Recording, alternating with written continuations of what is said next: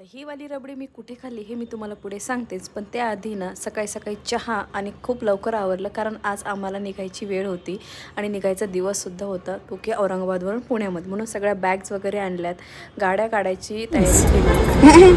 अच्छा अच्छा हे बघ दाखव. ओ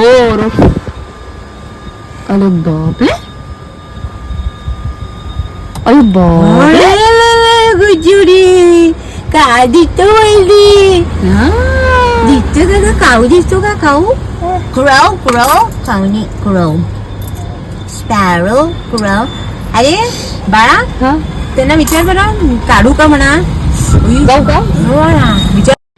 त्याच्यानंतर फायनली अहमदनगरला पोहोचलो आणि तिथे अव्यांश वरून ना खायचं होतं चिकन का मटन अळणी, आणि अव्यांश त्याचा थोडासा राईस खात होता. पण मला नॉनव्हेज खायचं नव्हतं, मी माझ्यासाठी मागवलं सलाड. पण सलाडवरनं काय होणार नव्हतं कारण खूपच भूक लागली होती, म्हणून थोडेसे एक व्हेज कबाब मागवले व्हेजिटेबल्स, जे की खरंच खूप सुंदर होते, पण थोडेसे मीठ जास्त होते. त्याच्यानंतर व्हेजमध्ये माझ्यासाठी बरंच काय काय मागवले आणि आम्ही असं जेवण संपलं आणि पोहोचलो घरी. त्याच्यानंतर शेवट केल्या रबडीने. चलो बाय.